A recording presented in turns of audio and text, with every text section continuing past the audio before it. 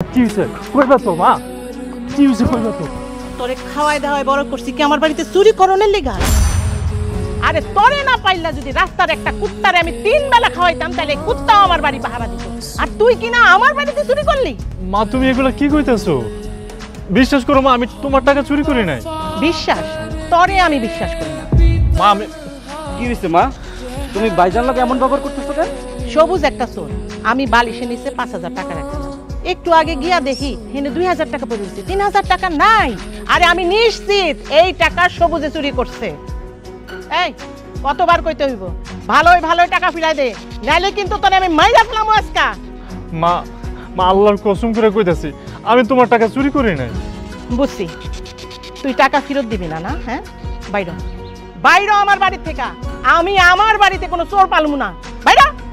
মা, ভাইজান তোমার সৎ পোলা দেখে তুমি তারে বিশ্বাস করতে পারতেছো না।